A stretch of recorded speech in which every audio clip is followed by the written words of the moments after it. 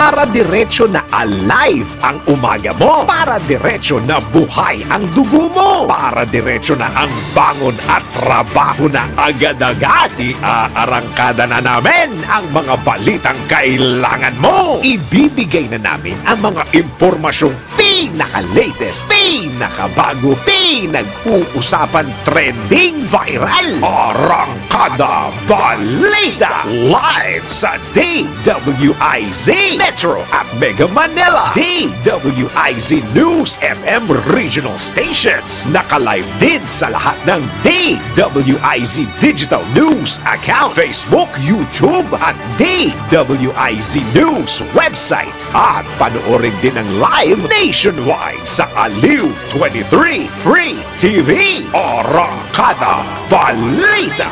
Arangkada na sina Drew Nasino at si Ate Juday, Judith Estrada Larino. Gising ang morning mo sa Arangkada Balita. Okay, so magandang umaga Luzon, Visayas, Mindanao, Mega Manila sa buong bansa ngayong pong araw na ito ng Miyerkules, ngayong pong Marso at 13 taong 2024. Silipin na po natin ang mga umaarangkadang mga headline. Arangkada Balita.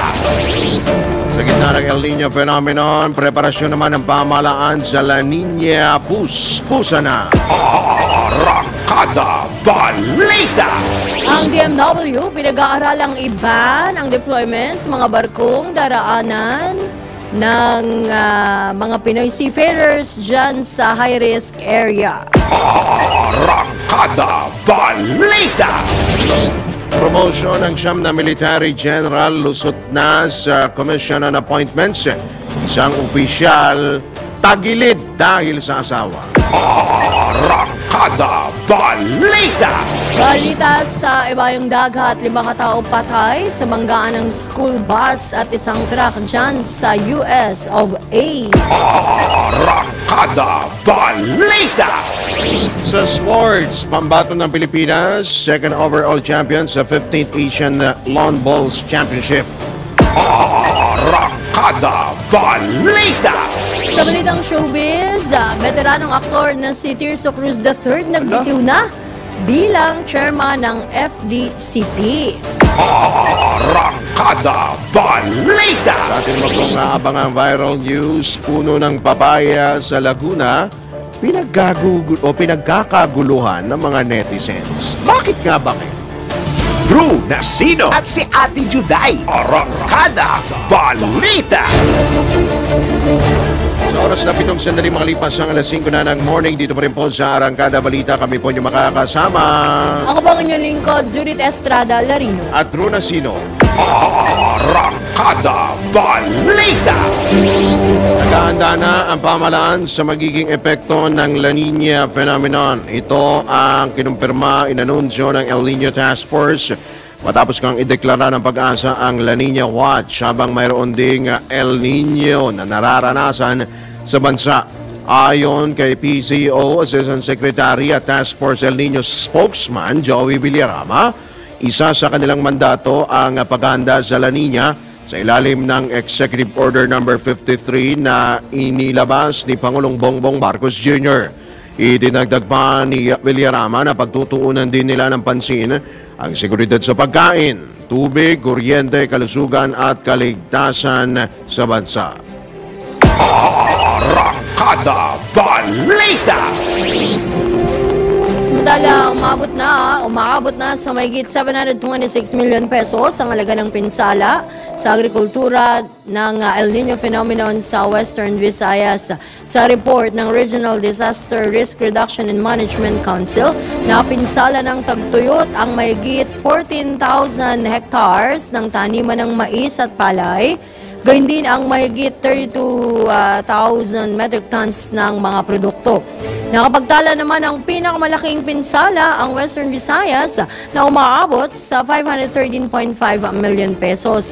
Samantala mahigit 19,000 magsasaka o 19,000 magsasaka naman sa rehiyon ang naapektuhan ng El Nino. Arangkada Balita. Umabot na sa mahigit 4 milyong pisong tulong ang ipinamahagi ng pamahalaan sa mga apektado na matinding tagtuyot dulot ng El Nino phenomenon sa bansa. Ayon sa NDRRMC, ipinamahagi ang financial assistance sa mga residente ng Occidental at Oriental Mindoro maging sa Marinduque, Romblon at Palawan. Sa mga nabanggit na lugar, 30,000 mangingisda ang naapektuhan ang kabuhayan dahil sa El Nino. Sa ngayon umabot na sa mahigit 1 bilyong piso, 1.2 billion pesos ang halaga ng napinsala o halaga ng pinsalang dulot ng El Nino sa agriculture sector. Arangkada Balita! Isang solar power irrigation pa lamang ang naito-turn over sa Bulalakaw, Oriental Mindoro, kasunod naman ng deklarasyon nito ng state of calamity dahil sa El Nino. Ito ayon kay Presidential Communications Office Assistant Secretary at Task Force El Nino spokesperson Joey Villarama ay dahil dumaraan pa sa bidding process ang mga irrigation system. Sa kabila nito, tiniyak ng Task Force El Nino na nakahanda na ang pondo at iba pang mekanismo upang mabilis na makapagbigay ng patubig sa mga sakahan. Yung solar-powered irrigation, yan po kasi ay dumadaan sa bidding process. So I understand po from the last trip of the Department of Agriculture po sa Oriental Mindoro 2 weeks ago, isa pong solar-powered irrigation system pa lamang po ang maito-turn over dun particularly sa Bulalakaw, Oriental Mindoro. Pero may darating pa pong dalawa. So yun po, kasi meron pong proseso na kailangan sundin. Pero po, yung pondo at saka po yung mechanism para po makapagbigay ng solar-powered irrigation system among other things ay nagsimula na naman po. Bukod naman sa mga solar-powered irrigation, ipinabatid ni Azek Villarama na patuloy din ang operasyon ng NIA o itong National Irrigation Administration upang matukoy kung may iba pang maaaring pagkunan ng tubig na pang-irigasyon. Hindi lang naman po kasi yung solar-powered irrigation systems ang ipinapaabot po na tulong dun po sa, kunyari po in particular sa Oriental Mindoro, kasi meron pong makina or may gadgets po ang National Irrigation Administration para po malaman kung meron pong groundwater sources na pwede pang pagkunan tubig pang-irigasyon. Kasi nga po, dahil dadaan pa sa mahabang proseso yung pag-acquire ng solar-powered irrigation system, babalikan po natin yung normal means gaya po ng mga fuel-powered pump na kukuha po ng tubig mula sa ilalim ng lupa. So yun naman po, yan po yung immediate response na binibigay. Pero yung solar-powered po, pang long-term din po kasi yan na intervention. Pero po dun sa madalian at mabilisang solusyon po para sa ating mga magsasaka, yan po ay na-turn over na o na ibibigay agad-agad sa ating mga magsasaka. Yan po naman ang tinig ni PCO Assistant Secretary at Task Force El Nino spokesperson Joey Villarama sa panayam ng DWIZ. Arangkada Balita! May pa rin sa El Nino, pinapayagan na ng Department of Education ang pagsususpende ng face-to-face classes sa mga lugar na nakararanas ng mga tinding init ng panahon. Ito ay matapos nga mag-anunsyo ng suspensyon ng face-to-face classes si Bacolod City Mayor Albi Benitez sa mga pampubliko at pribadong paaralan at universidad sa lungsod dahil sa mataas na heat index na naitala nitong Marso 11 at kahapon. Binigyang din naman ni Deputy Spokesperson Assistant Secretary Francis Bringas na otomatikong ipatutupad ang modular distance learning sa mga paaralan na nagkaroon ng suspensyon ng in-person classes. Idinagdag pa ng DepEd official na maaaring mag-anunsyo ang local government officials at school heads ng suspensyon ng face-to-face classes batay sa heat index forecast ng Pag-asa. Arangkada Balita! Sa kaugnay na balita, kanselado rin ang pasok ng ilang paaralan dito sa bahagi ng Negros Occidental matapos nang maitala ang 41 degrees Celsius heat index na dulot ng mainit na panahon. Ayan ha.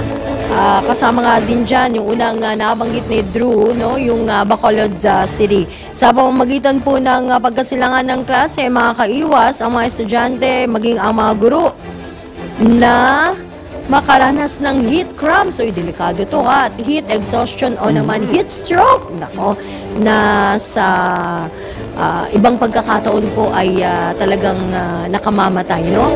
Samantala, bate naman sa report ng Pag-asa, ito maaring maramdaman ang 40 degrees Celsius hanggang 43 degrees Celsius na temperatura sa Metro Manila. Uy, simula ngayong buwan hanggang Mayo, the heat is on.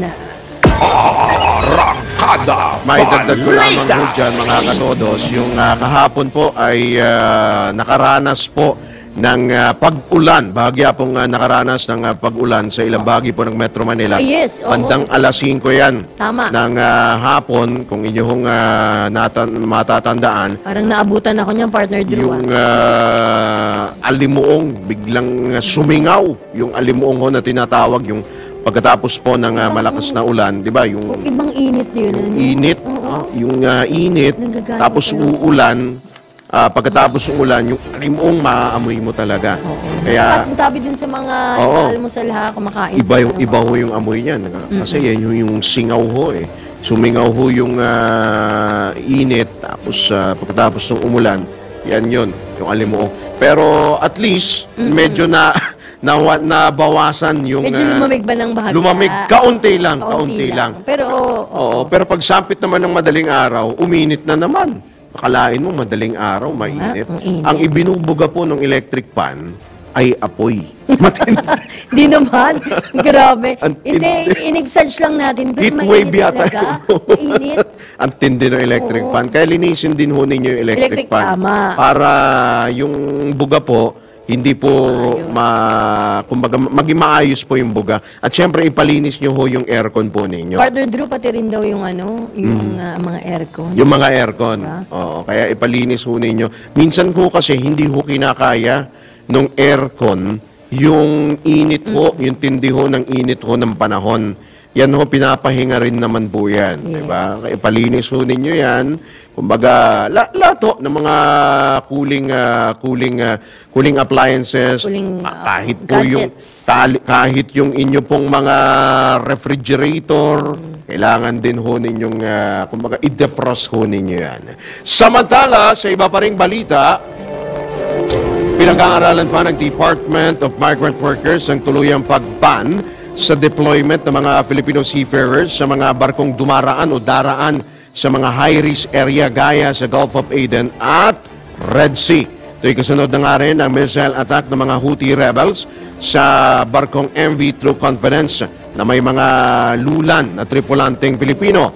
Ayon kay DMW Officer in Charge Hans Leo Kakdak, magkakaroon ito ng malaking epekto sa mga nais magtrabaho sa mga barko kahit kailangan pag-aralan ng mabuti. Iginit pa ni Kakdak na pagbibigay lang ng kalayaan at karapatan sa mga seafarers na tumanggi at umuwi sa bansa ang umiiral sa ngayon. Arangkada Balita. Malikwan sana ang 11 Pilipino seafarers na lulan ng MV True Confidence na inatake ng rebeldeng Houthi. Ayon sa Department of Migrant Workers, kabilang sa mga tripulanteng dumating sa Ninoy Aquino International Airport Terminal 3, ang seafarer na bahagyang nasugatan. Sinalubong naman ang 11 Pilipino ni na Congressman Ron Salo, Chairman ng House Committee on Overseas Workers Affairs, DMW Officer in Charge Hans Leo Kakdak, Health Secretary Chidoro Herbosa at Foreign Affairs Undersecretary Eduardo De Vega. Tatanggap naman ang mga nabanggit na tripulante ng medical at sinalang na sila sa medical at physical check-up mula sa Department of Health. Of course, 50,000 pisong tulong pinansyal ang ibibigay sa kanila mula sa DMW naman. Comprehensive reintegration support, 20,000 pisong pangkabuhayan, scholarship at training voucher mula naman sa TESDA. Kaugnay nito, kabilang ang 11 Pinoy repatriates sa 15 Pinoy crew ng MV True Confidence na tinamaan ng missile malapit sa Port of Aden. Arangkada Balita. Ibinahagi naman ng isa sa mga Pilipinong nakaligtas sa missile attack ng mga rebeldeng Houthi sa Gulf of Aden ang kanilang mga naging karanasan. Ayon kay Harry Dupa, isa sa mga tripulanteng lulan ng MV True Confidence, nakarinig siya ng malakas na pagsabog habang sila'y kumakain sa dining room. Panandalian anyang nawalan ng pandinig na bingi ang ilan pong Pilipino seafarer dahil sa malakas na pagsabog. Nabatid na lamang ng mga Pilipino, mga crew, ang missile attack ng rebeldeng Houthi matapos masunog ang bahagi ng kanilang barko. Sa mga oras na iyon ay hindi nila alam na dalawa sa kanilang mga kasama ng lubang nasugatan at nasawi. Meron din palang mga naputulan. Diyan po sa atin ho mga kababayang Pilipino, naputulan ho ng bahagi po ng katawan. Sinundan din ng mga tripulante ang utos ng kapitan ng MV True Confidence na abandonahin ang kanilang barko. Arangkada Balita! Tuloy tayo sa ating mga balita. Kuha muna tayo ng report mula sa ating DWIZ Patrol. Ang Task Force El Nino magpapasaklolo na raw sa DBM.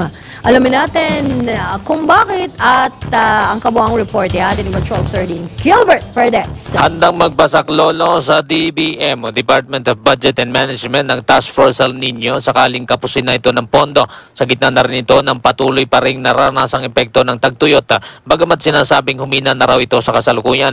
Ayon kay Task Force El Nino spokesperson PCO ASEC Joey Villarama, ang pondong ginagamit kontra El Nino ay mula sa 6 na principal government agencies. Pagbibigay din ni Villarama, walang full fund na inilaan para sa El Nino kahit nagtutulong-tulong sa usapin ng pondo ang 6 na ahensya ng pamahalaan. Kinabay bilangan daw ito ng Department of Agriculture, DA, DSWD, DOLE at iba pang tanggapan sa sandali magkaroon na niya ng kakapusan sa pondo ng pinagtutulungang balikatin ng 6 na ahensya ng pamahalaan. Inihayag ni Villarama na dito na maaari magain ng request for funding sa DBM ang nasabing task force. Patrol 13, Gilbert Perdes, nagbabalita ng tama, naglilingkod ng tama. Arangkada Balita! Samantala, Senator Binay muling inahayag na bukas siyang payagan si Pastor Kibuloy na tumestigo online sa Senate hearing.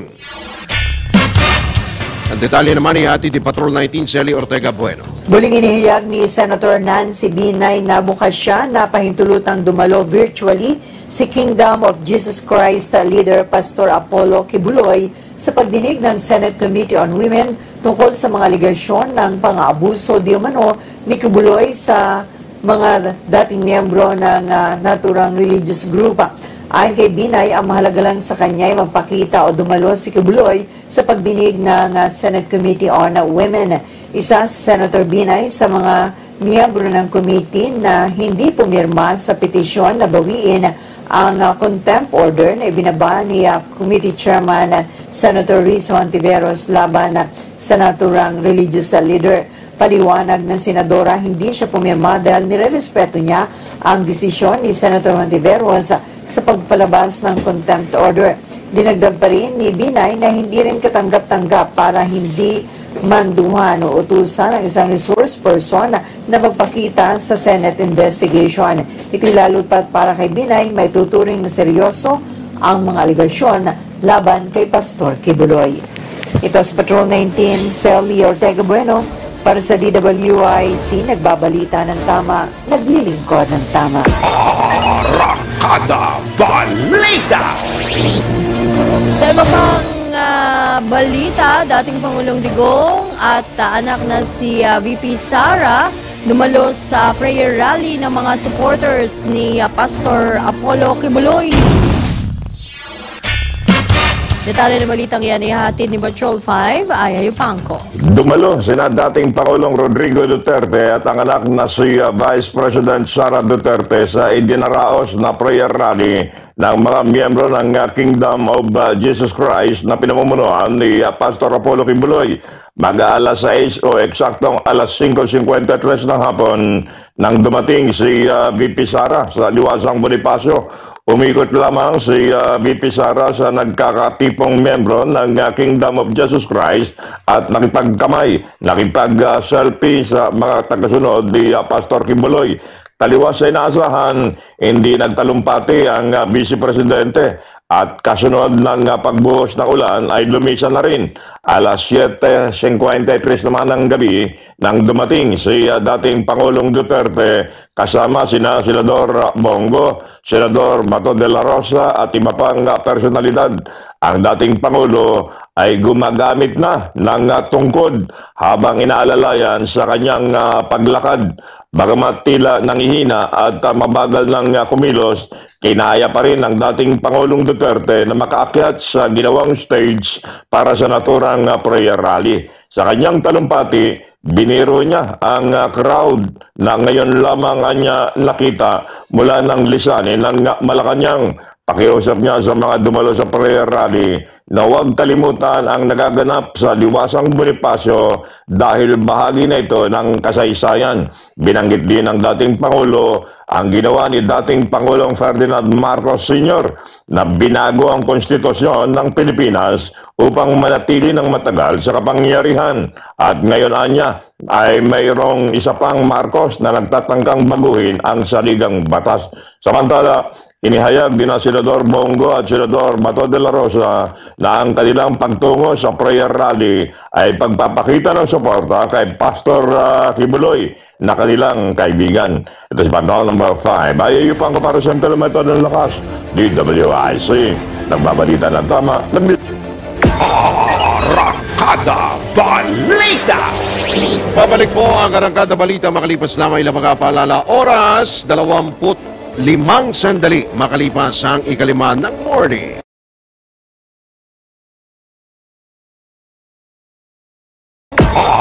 Arangkada Balita!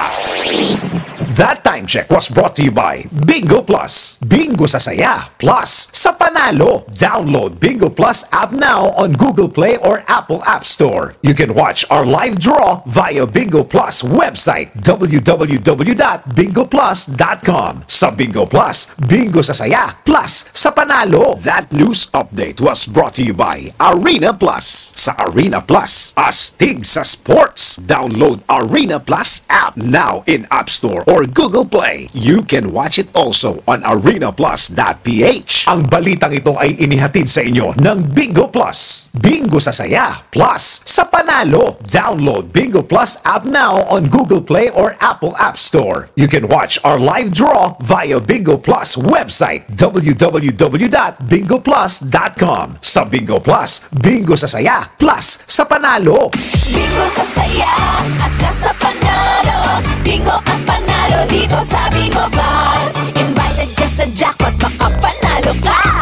75 million peso jackpot, may bingo chance ka na. Pag-register pa lang may free credits na. Kaya mag-Bingo Plus, Plus, Bingo Plus, Plus, Plus ka na. Bingo sa saya at ka sa panalo. Bingo at panalo dito sa Bingo Plus. Gaming for 21 years old and above only. Keep it fun. Game responsibly. Bingo sa saya, plus sa panalo. Download Bingo Plus app now on Google Play or Apple App Store. You can watch our live draw via Bingo Plus website www.bingoplus.com. Sa Bingo Plus, bingo sa saya, plus sa panalo.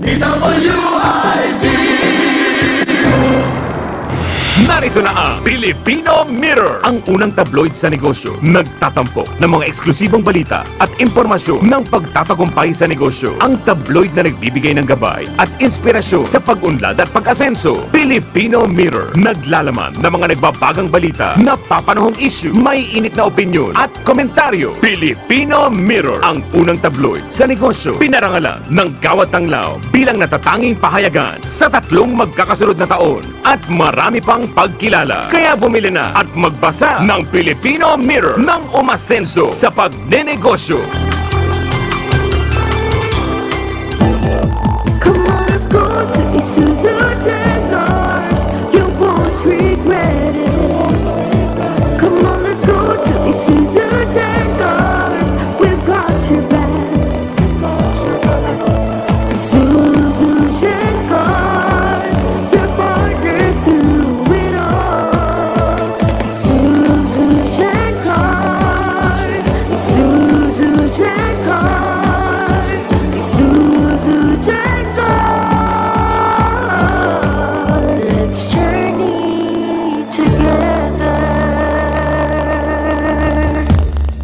Visit Isuzu Gencars Makati, Isuzu Santa Rosa, Isuzu Batangas Santo Tomas, Isuzu Batangas City, Isuzu San Pablo, Isuzu Legazpi, and Isuzu Naga.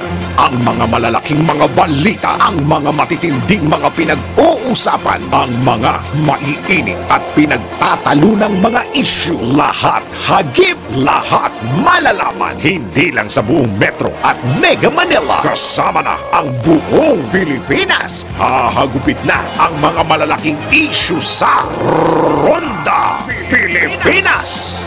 Live na live sa DWIZ AM Metro at Mega Manila. Naka-live din sa DWIZ News FM Regional Stations. Naka-live din sa Radyo Ronda AM Radio sa Pilipinas. Live ding mapapanood sa Aliw 23 Free TV. At naka-live din sa lahat ng Dahil ang balita hindi tumitigil. Dahil ang balita tuloy-tuloy na nangyayari. Dapat alam mo ang latest kahit ang mga taong nasa likod ng balita. Kaya makibalita kay Senyor Balita. Araw-araw, Lunes hanggang Biyernes, kasama si Ray Pacheco. Live na mapapakinggan sa DWIZ. Panoorin ang live sa Aliw 23 at naka-live din sa DWIZ Facebook, YouTube at DWIZ News website. Kaya mga senyorito at mga senyorita, mga senyor, mga senyora, makibalita na kay Senyor Balita. Monday to Friday, alas 3 ng hapon. Bahagi pa rin ng DWIZ News Hapon Highlights. Nagbabalita ng tama, naglilingkod ng tama. Alamin ang mga bagong paraan kung paano kumita sa panahon ngayon. Nang legal ha, eto na ang racket. Isa ka rin ba sa mga nag-iisip kung ano ang mga pwedeng pagkakitaan? Subukan ang pagiging live seller. Ang pagkita ng pera, pasimplihin natin sa racket. Madaldal, malakas ang boses, at malakas ba ang loob mo? Para sa iyo ang trabaho na ito dahil ito ang mga puhunan sa pagla-live selling. Kahit nasa bahay ka lang ay kikita ka basta may magandang quality ng camera, stable na internet connection, at lakas ng boses at loob. Pwede kang mag-live selling ng sarili mo mga produkto, mag-apply sa mga kumpanya o mga business. Arangkada Balita! Meron tayo pa na sa ikalawang bagay na po ng Arangkada Balita sa oras na 5:31 na ng morning. Tayo po ipinalad. Nasa kabilang linya po natin, sa linya po ng ating komunikasyon, ang tagapagsalita po ng Department of Agriculture, si Assistant Secretary Arnel de Mesa. Magandang umaga po, ASEC. Welcome po muli sa DWIZ Aliw 23, Drew Nasino po at Judith Estrada Larino. Magandang umaga, Drew, at kay Judith. Magandang umaga po sa lahat na nakikinig. Good morning, Asek. Thank you. Salamat po sa inyo pong pagpapaunlak, Asek. Ano na po ang update doon po sa ginagawa po ninyong sarili pong investigasyon hinggil nga po dito sa sinasabing anomalya dyan po sa National Food Authority o sa NFA, Asek? Drew, dahil maraming dokumento na tinitingnan as far as back as 2019 na magsimula yung rice tarification law, tinitingnan lahat ng naging disposition ng NFA doon sa kanyang mga stocks na bigas at palay. Kaya sa ngayon ay ongoing pa rin yung pag-aaral, yung pag-review doon sa mga papel at pag-interview sa mga taong import. So, alinawin na ho natin na ASEC, 141 ng mga opisyal po ng NFA ang sinuspende kasi po may nadagdag po pati po pala yung si Ginoong Piolito Santos na itinalaga bilang OIC acting administrator ay sinuspende rin kasama po yung isa pang opisyal, no, ASEC? Tama po yan.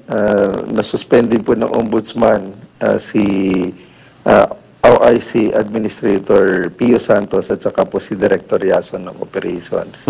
So, Ngayon po ay naging administrator po ulit pansamantala ang ating kalihim, Secretary Chu Laurel Jr. Bagamat kasama po siya ng ating Pangulo sa biyahe po ngayon sa Germany at sa Czech Republic. So itinalaga po si Ginoong Lacson, Director Lacson, na OIC Deputy Administrator at pansamantala pong namamahala sa NFA habang nasa biyahe po ang ating kalihim. Opo, hindi ho ba ngayon apektado ang operasyon ng NFA sa kabila nga po ng kinakaharap na ito pong sitwasyon, ito pong issue na kinakaharap ng NFA, ASEC? Ito po ay challenge sa NFA, kaya po nakatutok po ang ating kalihim at ang Department of Agriculture. Bagamat meron pong mahigit sa 2,000 opisyal at empleyado ang National Food Authority, kaya po yung mga nasuspende ay ni-replace po ng mga tinatawag natin na next in rank. Kaya po tuloy-tuloy naman po ang operasyon ng NFA. Alright. Good morning ulit, ASEC De Mesa. No? Opo. Gusto ko lang tanungin kasi talagang nag-aalala ang lahat. Siyempre, tataas, bababa, may mga reports. Ano ba talaga ang nangyayari dito sa presyuhan po ng bigas at dun sa supply? Kamusta naman ho? Yung supply, coming tayo sa last year na maganda yung harvest natin na 20.06 million metric tons. Ngayon naman, as of end ng February, medyo malaki yung naging importation natin, more than mga 728,000 metric tons. Mataas ito kumpara noong importation natin of the same period last year. Opo. Almost 40% yung in-increase. So, ito kasi yung bunga ng pakikipag-usap ng ating kalihim doon sa mga importers last December na dahil nga nag-worry tayo na may El Nino at mahal nung time na yon ang bigas international market. Opo. So, may pakikipag-usap na magdala ng bigas dito sa atin at yun naman, naging maganda yung pag-uusap at naging malaki yung ang January natin is more than 400,000 metric tons. The rest ay pumasok noong February. In terms sa presyo ay nakikita natin na unti-unti nang bumababa yung presyo ng bigas dito sa atin, both local at international, yung imported na bigas dahil una ay harvest season na ngayon. Bumababa na rin pa unti-unti yung presyo ng farm gate price. Bagamat medyo pataas pa rin ng konti. Yung presyo sa international market ng imported rice ay bumababa na rin. Yung huli monitoring namin ay nasa 570 plus na lang dollars per metric ton. Coming in sa more than $600 per metric ton noong December last year. Ayun. So, good news yan kung bumababa, no? Because rice is life tayo sa mga Pilipino, ASEC, di ba? Siyempre naman. Yes po, yes po. ASEC, possible ba maibaba pa natin, maibalik natin sa dating 40 pesos yung presyo? Or kahit 45, no? Kahit 40, di ba, 45, kasi yung 45 ngayon hindi ganong kagandahan eh. Yung, or yung 40 pesos, hindi ganong kagandahan po yung kalidad nito pong 40 or 45 pesos. Ibabalik pa ba natin, may posibilidad pa ba, may feasible ba na maibalik natin considering na merong epekto po ng El Nino phenomenon despite na meron pong, kumbaga na, tayo po ay malapit na po sa rurok o yung peak harvest season? Yung sa presyuhan, yung prevailing natin ay nasa 49.50 pesos.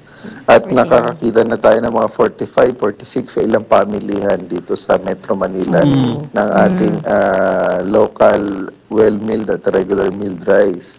Yun namang sa epekto ng El Nino, yung huling datos na nakita namin, in terms of area, nasa 14,000 hectares yung apektado. This represents only about 1.5% of the total area. Maliit lang. Planted.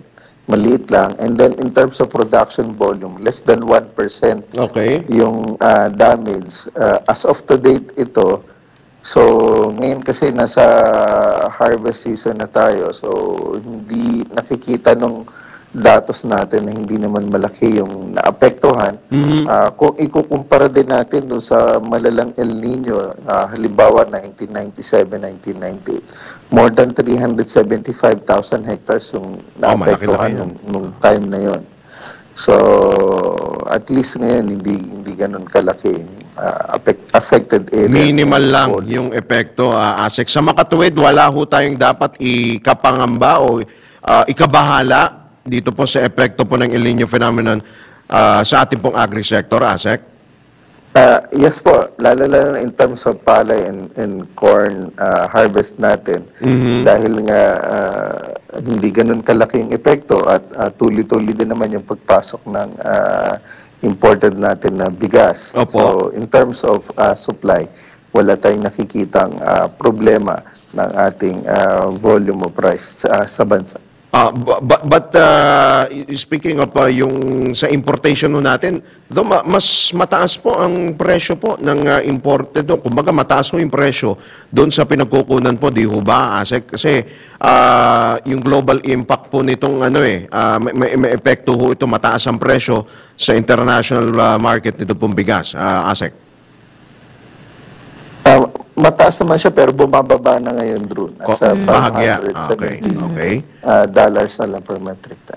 Kahit paano naiibsan pala, no? Well, anyway, ASEC, hopefully magtuloy-tuloy nga yung anihan, maging stable ang supply. Ang projected ho ba natin, ilang milyong metric tons sa ASEC ang maaani po natin this dry harvest season po? Ngayong dry harvest season, nasa mga 9.6 million metric tons yung ina-expect natin na harvest. 9.6 million? Pwede, ma-reach ho ba natin? Pwede, mababasag ho ba natin yung record ho last year? May possibility ho ba? Last year, yung kabuuan natin ay 20 million metric tons. Mas malaki kasi yung harvest natin pag ang laki ng wet difference. season. Malaki.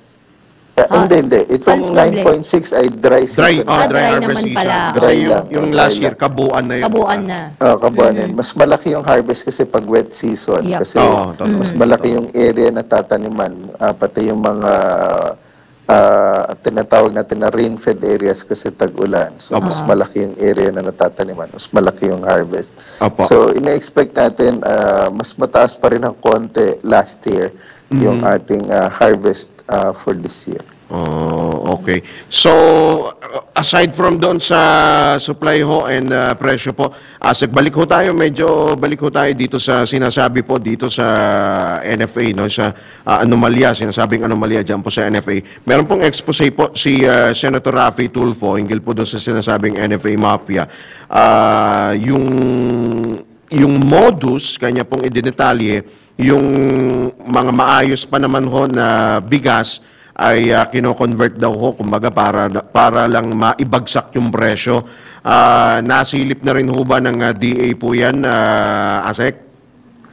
Definitely, Drew, yan ay kasama doon sa mga iimbestigahan at titingnan mabuti nung ating mga investigating panels kasama ng internal audit kasi sila talaga yung inatasan ni Secretary Chu Laurel na silipin yung disposition which will include yung mga procedures and processes kasama na itong LAR na tinatawag yung Laboratory Analysis Report.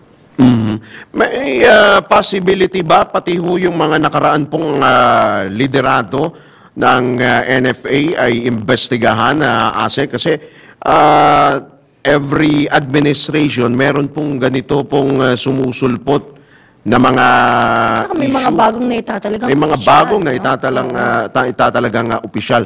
ASEC, may possibility ho ba from, let's say, from the administration of whom, di ba? Pwede, masisilip po natin kasi may binabanggit kanina si ASEC yung 2019, 2019. Yung pagpapatupad ng rice tarification law, no? Doon sila tinitingnan. Yan ang gustong masilip ni Congressman Joey Salceda kumbaga kahit nung mga past administration pa, ASEC. Joey, Drew, yung tinitingnan nga ng ating mga investigador ay as far as back as 2019. Yung panahon na nagsimula yung rice tarification law. So, 5 years na yun halos. Medyo, kasi ngayong taon, 2024, ito na yung huling taon na i-implement ang rice tarification law. Matanda natin, 6 years yung validity ng rice tarification law. At may mga usapin ngayon na kung i-extend ba, ang sabi ni Senator Cynthia Villar, ay planong i-extend for another 6 years. Ngayon, balik doon sa tanong mo, depende na yun, Drew at Judith. Opo. Siyempre, of course, sa ating ombudsman o sa mga investigador kung paano kanila magiging rekomendasyon. So, hindi kami makapag-comment ngayon doon sa mga naunang transaction, pero definitely that will be looked into. Kung ano yung lalabas dun sa kanilang investigasyon na ASEC. Yes, Judith. Alright. Naku, Asek, medyo naubusan na po tayo ng oras sapagkat sumasapit na po ang ating pong pagbibigay daan sa ilang po mga paalala. Baka meron ho kayong mga panawagan po at mga payo po o mga abiso po, lalo po sa ating pong mga consumer ngayon pong medyo bumababa ang presyo ng bigas at dahil may anihan na po, Asek. Drew, kami ngayon ay on the production side, ina-expect natin na hindi naman ganun kalaki yung magiging pinsala ng El Nino, bagamat patuloy namin tinitingnan at sinisilip lahat ng mga areas at inaasahan natin dahil maganda naman yung ating production at nagsimula na yung harvest at yung ating imported rice ay patuloy ang pagdating ay makaka-experience tayo ng unti-unting pagbaba ng presyo ng bigas. So, magandang umaga po. Mabuhay ka, Drew and Judith. Salamat po. Good morning Ingat po, kayo. Asek. Good luck po. God bless po. Yan po si Assistant Secretary Arnel de Mesa, ang tagapagsalita po ng Department of Agriculture. Babalik po muli ang Arangkada Balita makalipas lamang ilang mga paalala oras, 15 minuto bago sumapit ang ganap na alas 6. Arangkada Balita! Alright, tayo po ay nagbabalik sa Arangkada Balita. Ihabulo natin ang ilang pa mga pagulat mula sa labas ng impilan. Pamahalaan tiniyak ang proteksyon para sa mga Pinoy na nasa ibang bansa anuman ang kasarian. Ang detalye ay hatid ni Patrol 13 Gilbert Perdes. Tiniyak ng Department of Foreign Affairs o DFA na pinoprotektahan ng pamahalaan ang lahat ng mga Pilipinong nasa ibayong dagat anuman ang kanilang kasarian. Ito'y matapos madawit sa rambulan ng ilang Pinay transgender laban sa ilang transgenders naman sa ibayong dagat, sa partikular sa Bangkok, Thailand. Sa press briefing sa Malacanang inihayag ni DFA USEC Eduardo De Vega na walang labor office ang Pilipinas sa Bangkok, kaya't hawak ngayon ng DFA ang nasabing usapin. Kabilang dito ang pagpapauwi sa mga nasabing transgender Pinay. Nabatid na 2 transgender na Pinay ang naharap sa assault at battery charges dahil sa kinasasangkutang gulo. Patrol 13, Gilbert Perdes, nagbabalita ng tama, naglilingkod ng tama. Arangkada Balita! Samantala, kahandaan sa forest fire ng mga ahensya ng pamahalaan pinasisilip sa kamera.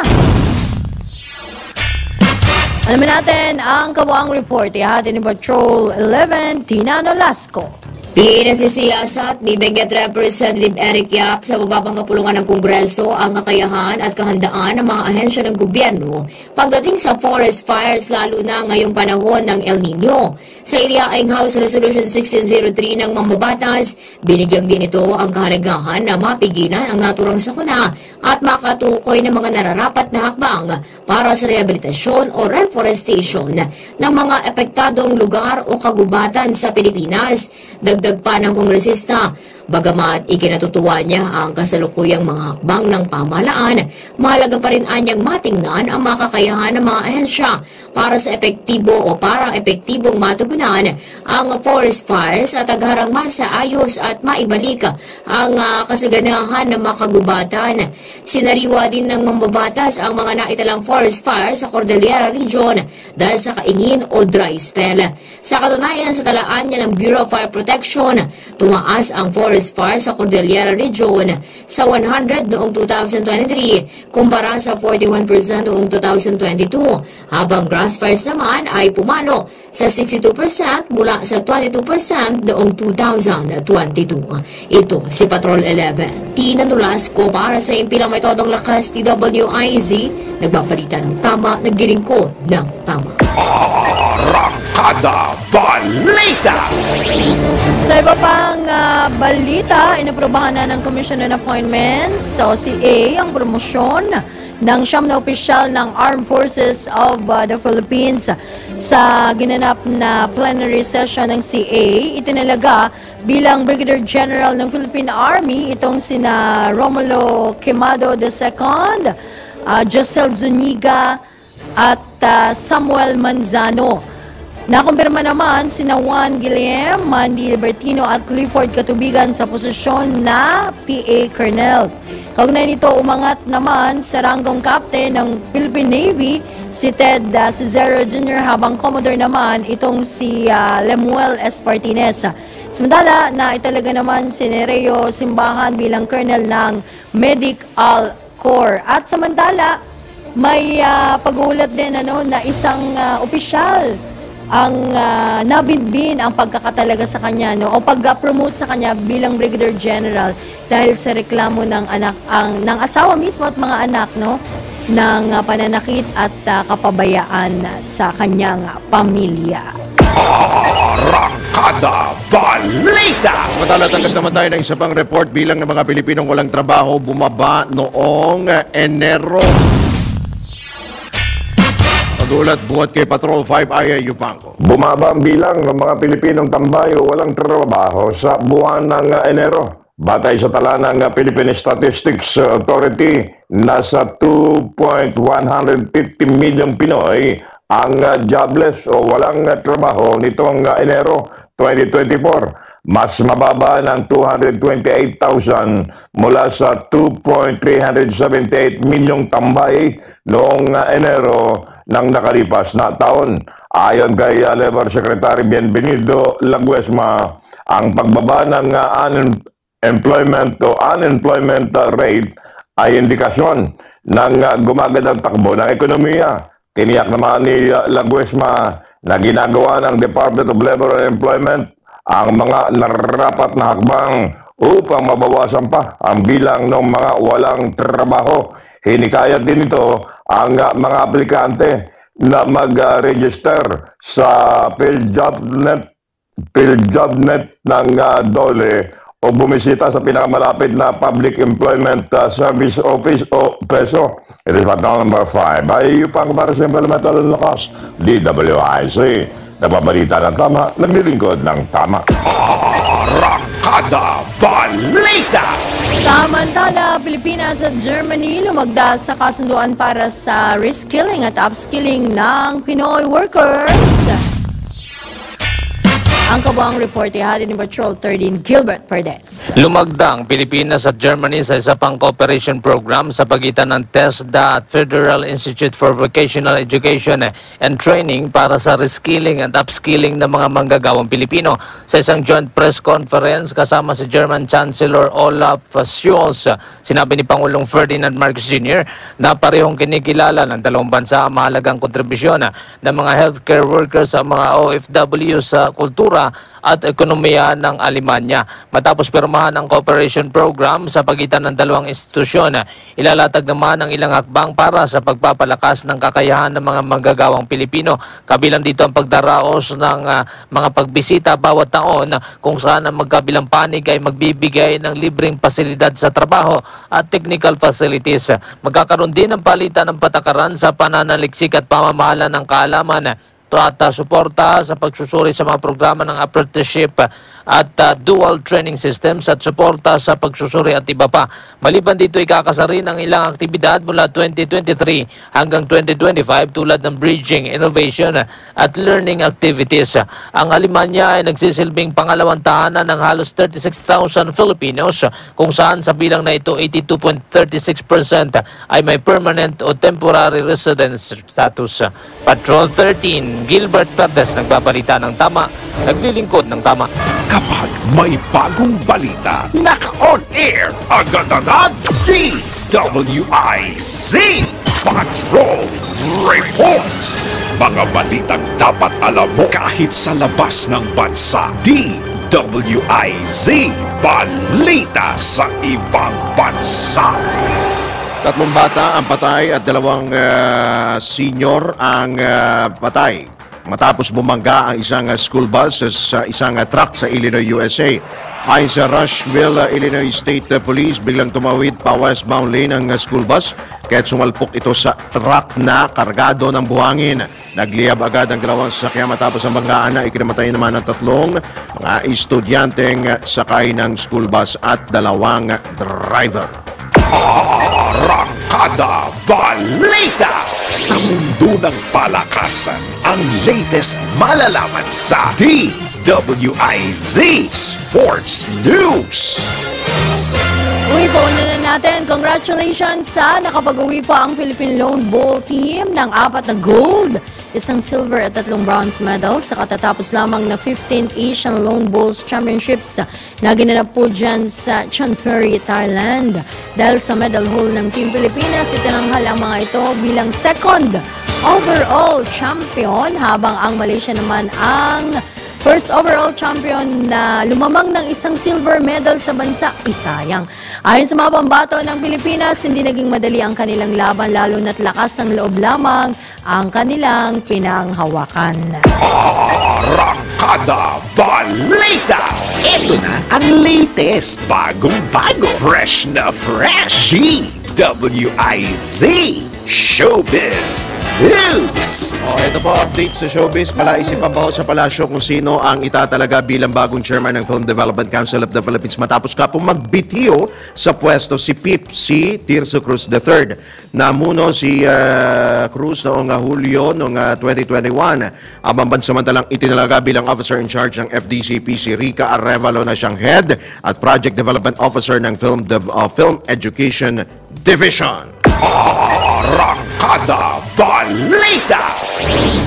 As mga katodos ay po pansamantala nagpapaalam dito pa rin po siyempre sa Arangkada Balita sa ngalan po ng buong tropa ng DWIZ LU23. Kami po yung mga nakasama. Ako po ang inyong lingkod, Judith Estrada Larino. At Drew Nasino nagbabalita ng tama. Inyong lingkod ng tama. Susunod na po. Oy, happy birthday nga pala kay retired General Jerry Zamudio, ang angkor po ng Up Pilipinas. Happy birthday, po, General.